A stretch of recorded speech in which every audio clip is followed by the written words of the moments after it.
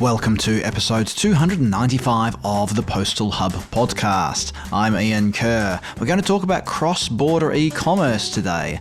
Luke Lloyd, head of markets at the IPC, joins me in a moment to talk about the IPC cross-border e-commerce shopper survey. They've just some weeks ago released their most recent report, and there's some really interesting insights in there into customer preferences, delivery, and all kinds of other stuff.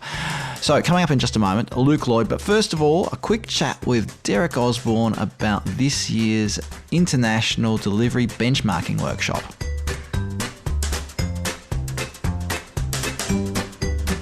I'm joined by Derek Osborne. Derek runs the International Delivery Benchmarking Workshop, which is coming up in June in Oslo.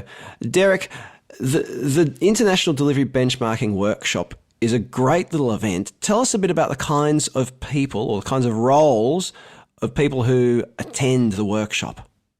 Thank you, Ian. Yes, it's for mainly for people who are in postal operators responsible for domestic delivery operations, last mile operations. So people who have that responsibility to do what is probably the largest cost area, most competitive area, and most difficult to organise.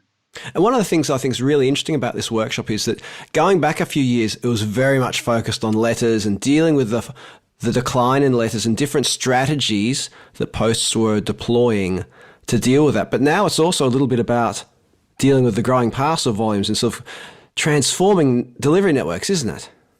Absolutely. In fact, we've spent a lot of time focusing on, and will do this June, talking about the transition, if you like, trying to manage the parcel network and the letter delivery network and integrating them and moving over to, for example, dynamic routing rather than fixed routing, and all these kind of questions, strategic questions, as well as obviously the big sustainability issues that are coming up. And as part of the workshop, a lot of the attendees will make a presentation and talk about their real life experiences in the delivery, implementing delivery solutions. Would that be the right way of putting it, Derek? Exactly. It's very much an opportunity because it's an invitation-only event. It's people who come find it possible to talk candidly and openly about what they've tried, what they've done, what's worked, what hasn't worked, what they've learned. In fact, only last week I got an email out of the blue from somebody from a postal operator who'd attended one of the events, who said, "Want to let you know that the sessions are the most practical seminars I've attended in any industry. You've created a forum in which people are happy to share and cooperate with a view to improving their organisation efficiency and effectiveness." So it's obviously worked for many people, and the opportunity to share and exchange experiences is very valuable. Now, the 22nd edition of the International Delivery Benchmarking Workshop will be held in Oslo, Norway, as opposed to Oslo in some other country, I suppose. Oslo, Norway, 20th to the 22nd of June. Derek, if people want to find out more, if they want to get involved, where should they go? The information will be on the website, and one other thing, as well as sharing experiences, we'll be visiting their facilities. And in Oslo, they've got a city all-electric city parcel hub delivery depot, and of course a state-of-the-art mail centre with all kinds of things to visit and see. So that was another aspect of the work. So it's Plefora, plefora.co.uk, and I'll stick a link on the postalhub.com to it so you can, well, there is already a link on the postalhub.com. If you go to the events tab, you'll see the details there. You can click through to that page and you can get in contact with Derek to find out more, to get involved, to attend, and it's a great event. So hopefully you'll join us in Oslo this year. Derek, thanks for joining us on the Postal Hub today. Thank you. Joining me on the line is Luke Lloyd. Luke is head of markets at IPC. Luke, welcome. We're going to return to one of IPC's reports, the Cross-Border E-Commerce Shopper Survey, and the report that's come out of that survey. Before we get into some of the details, Luke, could you just share with us a little bit of information about what the report is or what the survey is, how you do it? Of course. Thank you very much.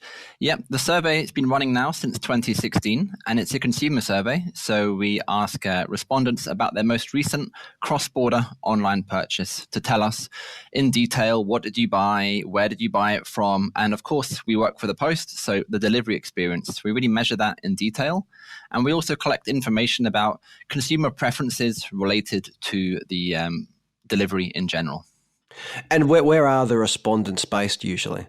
Yep. So the survey in 2022, we did it in 39 countries, mainly Europe, but also USA, Canada, Latin America, Australia, New Zealand, China, and a few other key markets in Asia Pacific as well. So we had 33,000 respondents spread across 39 countries. Well, 33,000 sounds, what's the word? The phrase, statistically significant? Yeah. It's a solid number. It's a solid number. So we're going to talk about just a few aspects of the report today. There is a summary that can be downloaded from the IPC website. And in fact, Luke, do you want to just share the link right now? Yep, sure. So it's ipc.be/shopper. So go to that link and you can download the report and follow along while we talk. Or if you're out walking the dog, do it later. All right. Anyway, let's get into this. Let's start with one of the overall trends that you identified, which is with regards to consumer behavior, and that is that people are buying less. What's going on there? Yeah, well, the survey has been running now, like I say, since 2016. And every year, e-commerce has been on the increase and cross-border e-commerce as well.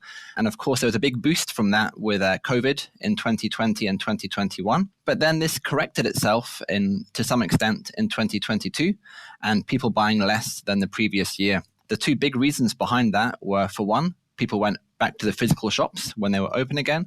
And for two, the cost of living crisis related to the much higher energy bills everyone was paying means that people had less disposable income to be shopping online and shopping in general.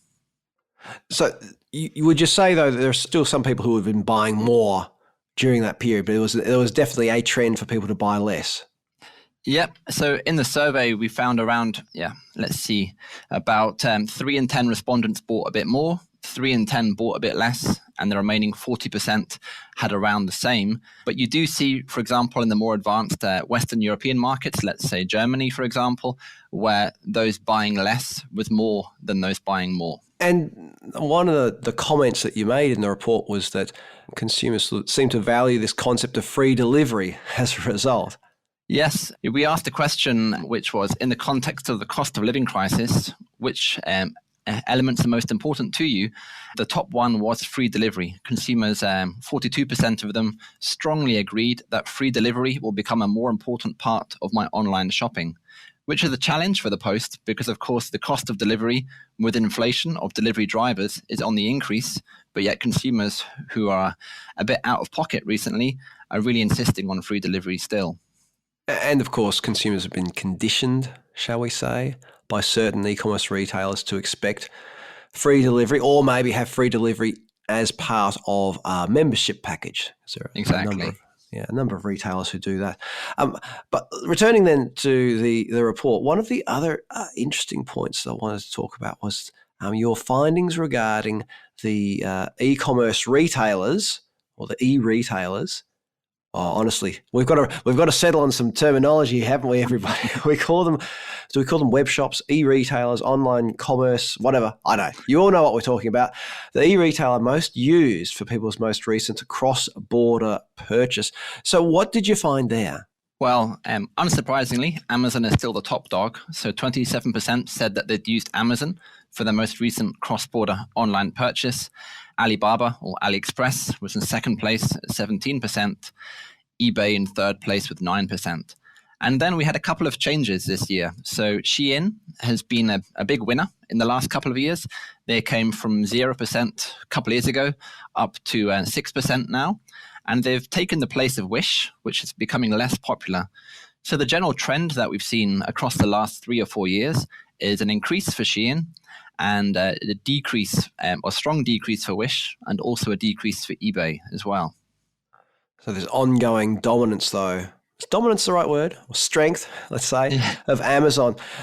So we're talking about cross-border purchases, Luke, and I always find this as an interesting part of the discussion when it comes to cross-border, which is, do consumers really know that they're buying cross-border? I mean, if you're shopping from Amazon, do you really know? Or what do you have any comments on that? Yeah, that is a challenge in our survey because as e-retailers become more advanced, they become better at hiding the fact it's cross-border. If delivery is fast, if the translation is perfectly done on the website, because of the warehousing being closer to the borders as well, it's very hard for consumers to know if something is cross-border or domestic. I even see it in my own life. Of course, when I buy something online, of course, I'm a postal nerd, so I like to look at the label to see where it's come from. And I think, oh, that's a warehouse I wasn't expecting.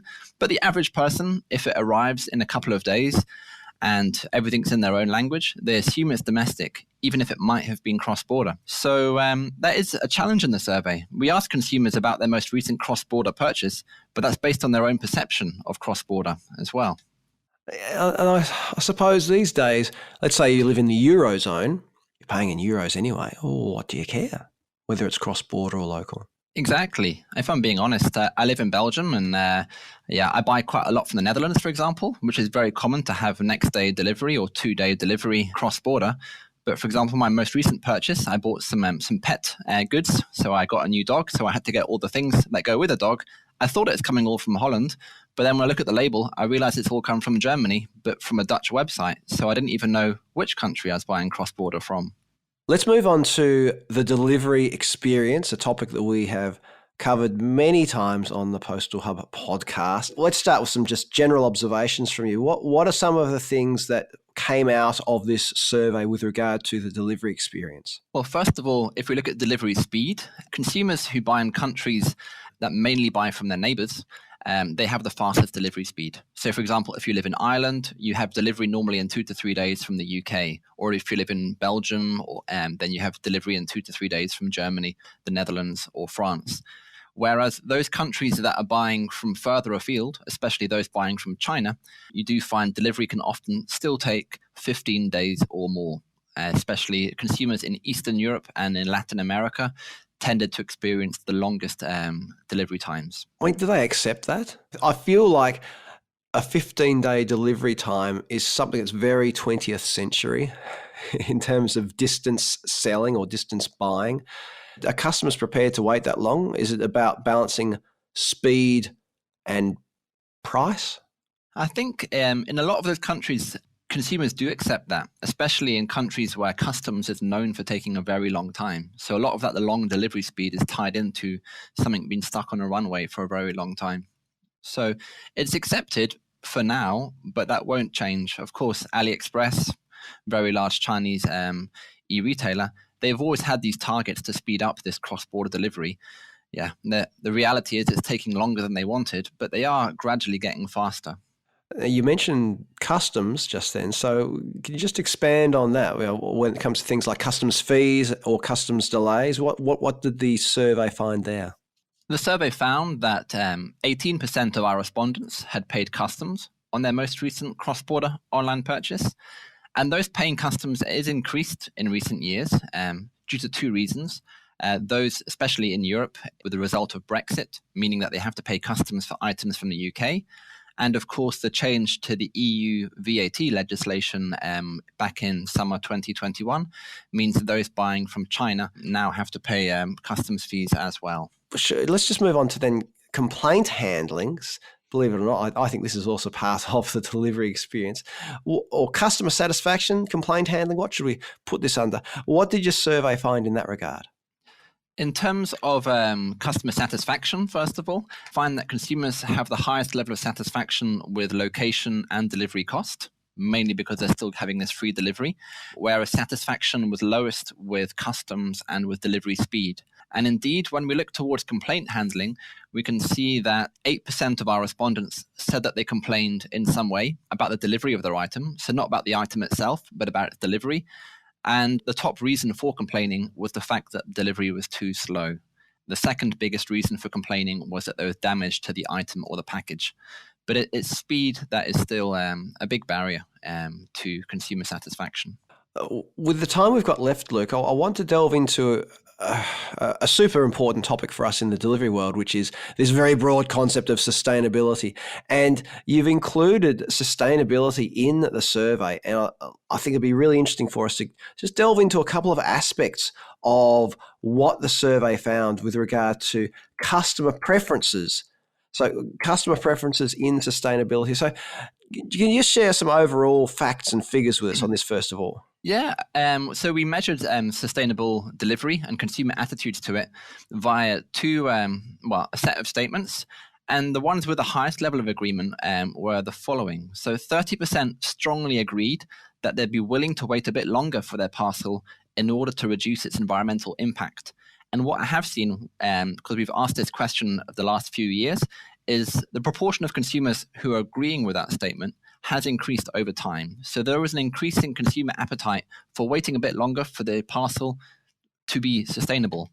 But on the other hand, you get quite some virtue signaling from consumers, because when you ask some other statements, so for example, is it 29% strongly agreed that it's the responsibility of the e-retailer rather than the consumer to pay for sustainability, and also 23% strongly agreed that sustainable delivery is too vague and so they'd rather not pay for it. And those last two statements are essentially a roundabout way of the consumer saying, I'm not going to pay for sustainable delivery.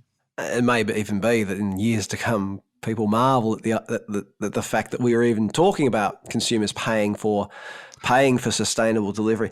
The question of delivery speed is an interesting one, because it's been floated a number of times as being a way to improve the sustainability, shall we say, of a delivery. But when it comes to cross-border, we've got parcels potentially travelling long distances. So it is. Anyway, I'm on the verge of rambling, everybody. Maybe we should sort of stick to the facts. Stick to the facts here. Did your research see? Do you have any sense, I suppose, from the research that consumers are increasingly aware of the environmental impact of, especially of cross-border shopping, and what they could do to reduce their environmental impact, shall we say, of shopping online cross-border? Yeah, I think there was a gradual increase in consumers being more aware of sustainable delivery and also sustainable packaging in terms of it being an important factor. But they also, for example, choose Shein over Wish or AliExpress because they want the faster delivery. So it's a bit of a parallel finding there of consumers wanting to be sustainable or appear to be sustainable, but also wanting that parcel to arrive as fast as possible. So, Luke, just returning to one of the things that you pointed out earlier, which was, and let me just remind myself what the statistic was, that 29%, was it 29% said it was responsibility? No, it was strongly in agreement that it was the responsibility of the e-retailer rather than the consumer to pay for sustainability. And I think you sort of overall was 51% of the respondents said that it was the responsibility of the retailer. Have I got that right? Have any of these people ever paid for a green option, or are they just? What did your research find? Sure. We did ask the question to consumers: have you ever been offered to pay extra for sustainable delivery? 17% said yes to that.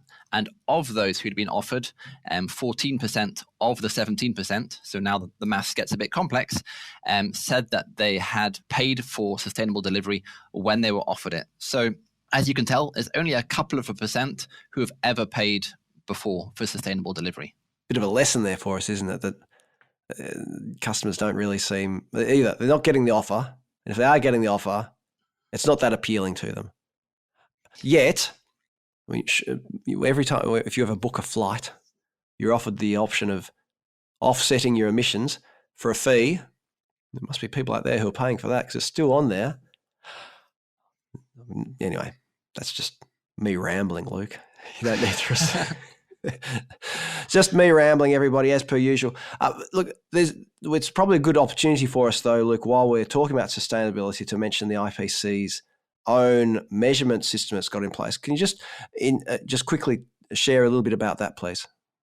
Sure. So we have, it's got a very long name. So the IPC Sustainability Measurement and Management System, which has been going now for several years.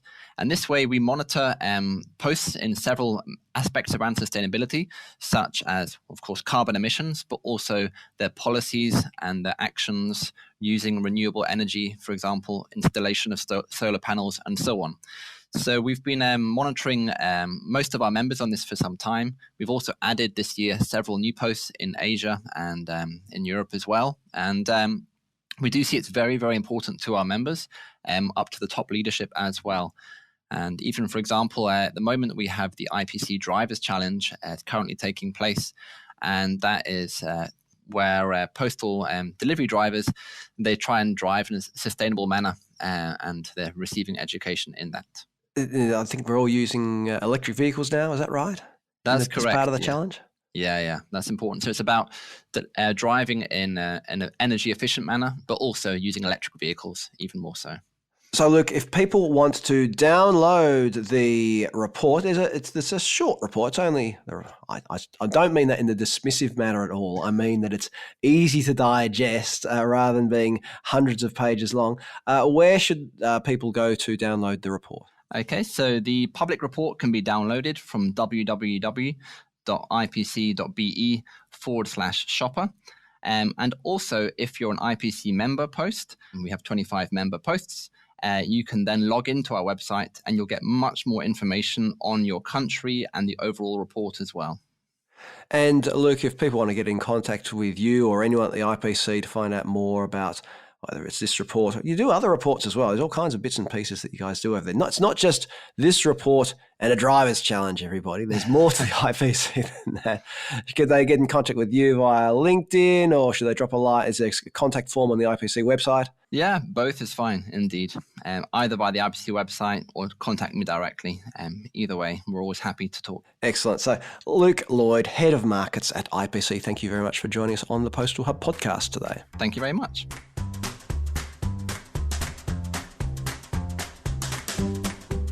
Coming soon on the Postal Hub podcast, Mendegas Serpicus from Copenhagen Economics joined me to talk about some postal sector research. Who else? We've got Daniel Rueda from Open Price, who's going to talk about the role of parcel pricing in sustainability. That's an interesting chat. Make sure you catch that one. And Snitko from Omnic returns to talk about a different aspect of parcel lockers. And another chat that I'm really looking forward to bringing to you is with the USPS Inspector General. So stay tuned for all of those great interviews coming up on the Postal Hub podcast. And the way to do that is to subscribe to the podcast. Subscribe in your favourite podcast platform. Not iTunes, what's it called now? Apple Podcasts, Google Podcasts, Spotify, and others. You can also just catch it on the old website. But yeah, if you subscribe, you get each episode downloaded to the device of your choosing as it is released. What else can you do? Do subscribe to the Decarbonising Delivery newsletter and the Daily Delivery Digest newsletter. Go to thepostalhub.com and you'll find all the details there about it. If you're on LinkedIn, you can follow me on LinkedIn just because it's a nice thing to do. And if you want to email me about anything at all, my email address is ian@thepostalhub.com. I'm Ian Kerr. Thanks for listening in, and I look forward to your company next time on the Postal Hub podcast.